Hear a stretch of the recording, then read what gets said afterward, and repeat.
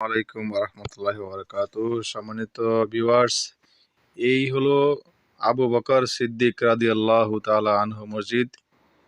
যে মসজিদ অনেকে খুঁজে পান নাই। আসলে এই মসজিদটা হলো পবিত্র কাবা শরীফের পাশেই, ঘড়ি টাওয়ারের এক পাশে।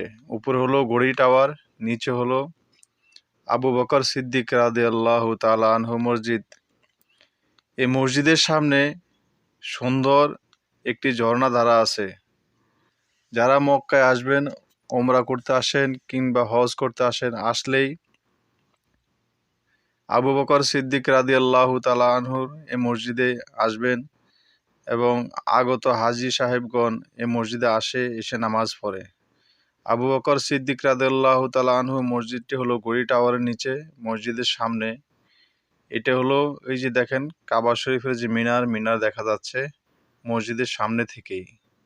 আর এটা হলো আবু বকর সিদ্দিক রাদিয়াল্লাহু তাআলা আনহু মসজিদের ভিতরের অংশ।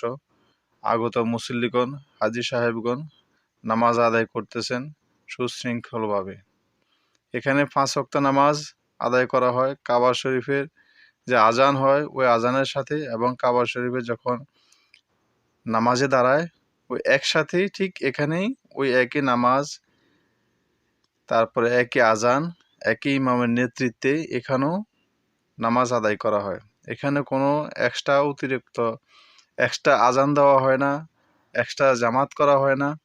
কাবা শরীফের যে আজান হয়, কাবা শরীফে যেভাবে আকামাত দেয়, যেভাবে মুসল্লিরা দাঁড়ায়, ঠিক একই সময় একই টাইম মেনটেন করে সবাই এখানে জামাতে দাঁড়ায়।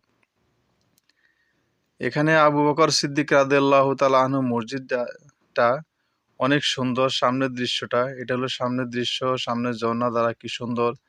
পবিত্র কাবা শরীফের আশেপাশে এই মাত্র একটাই ঝর্ণাধারা আছে, যেটা হলো আবু বকর সিদ্দিক রাদিয়াল্লাহু তাআলা আনহু মসজিদের সামনে।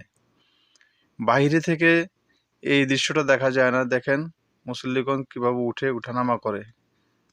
এখানে ওঠার জন্য সুন্দর লিফট আছে, নামার জন্য এই যে নামার জন্য এটা হলো লিফট।